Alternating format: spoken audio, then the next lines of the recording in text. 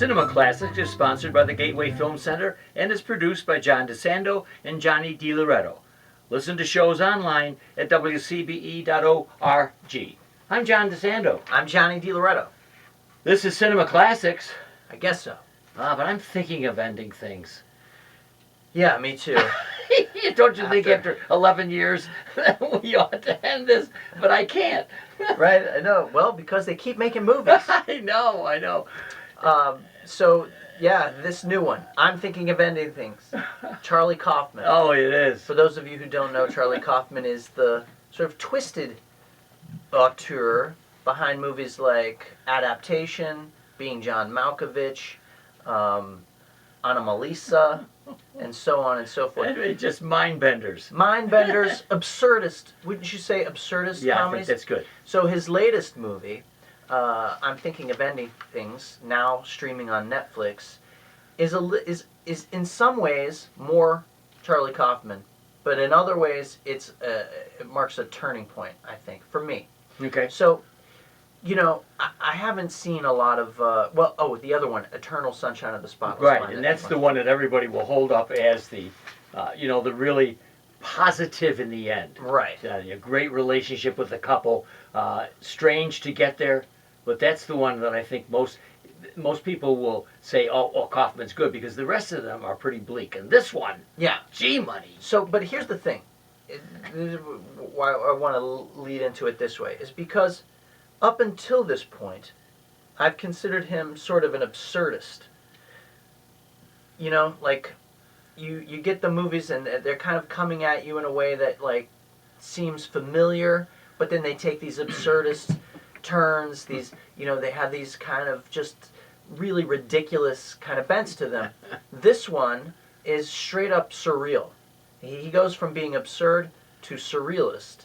And also, this is an adaptation of a novel, which I didn't know. Yeah, Ian Reid. Yeah. And as you're saying that, though I haven't visited it in a long time, Synecdoche, New York. Right. May fill the bill that you're talking about. Okay. I got you. But anyway, this one to me is extremely bleak, desperate, and hopeless. Well, yeah, you have you have a protagonist who's thinking of ending things. So what did you expect?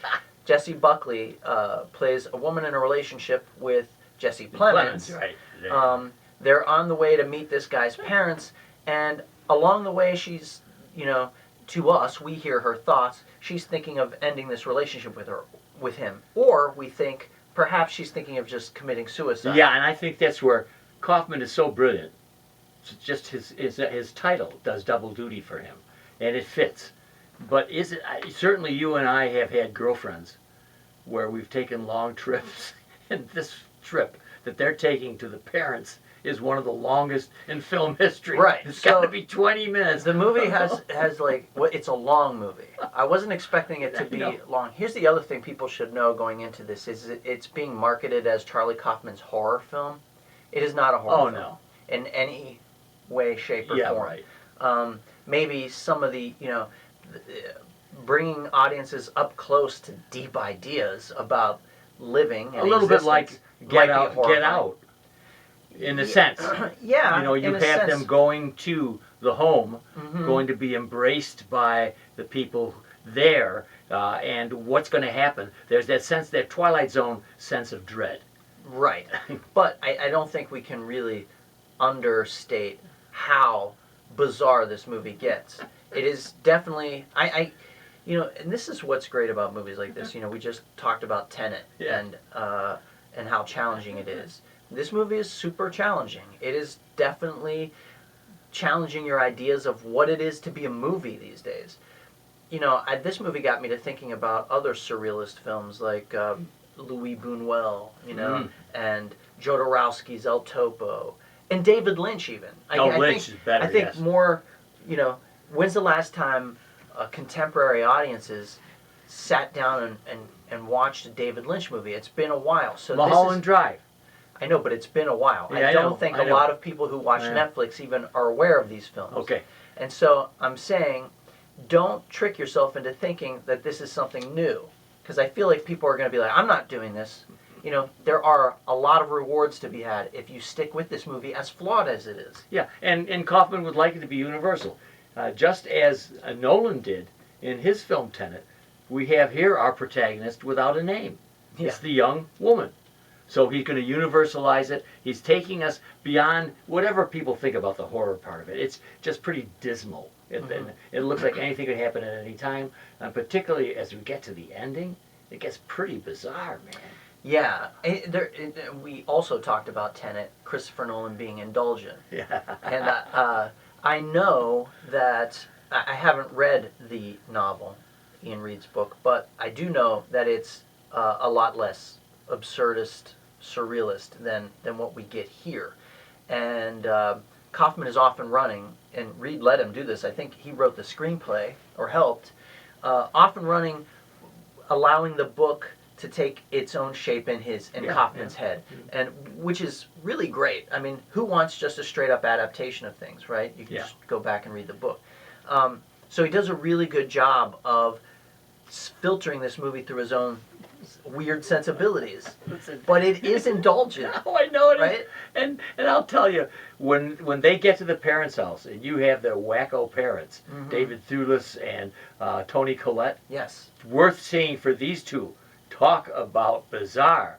But it is the nightmare that any young couple might expect. And particularly, what I love about this is that they're uncertain.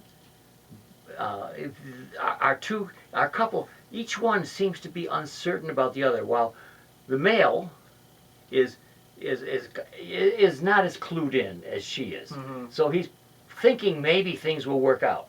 She's in her mind, as she gives us the voiceover, is not sure she's really gonna end it. Then they get with the parents, and I think to myself, yeah, that's you guys in about 30 years. Watch it anyway. Well, right, with the parents are suddenly old, infirm, then they're young and spry again, then they're gray-haired, then they're brown-haired, then they're, in varying degrees of old age makeup. So perception is in question here. What are we seeing? What's happening, right? Things are not unfolding as real life unfolds. Do you know the secret here? Do you know there is an answer to this? Go ahead. It's a spoiler, so I'm not going to give it away. Oh, but okay. The book has the answer. The book answers exactly what we're seeing. And there is, and if you pay attention to it, again, we talked about this with Tenet, who wants to have to go back to see it again to figure it out. Right. There are clues along the way, but there is a sort of a unifying concept here about what we're seeing and how it all works out. Okay. Obviously, we didn't even mention the janitor. I love that. I was going to say, as we end up our discussion, just talk to me about you said surreal? Yeah. Wow, what a scene. Plus, all of your nightmares about high school Yeah.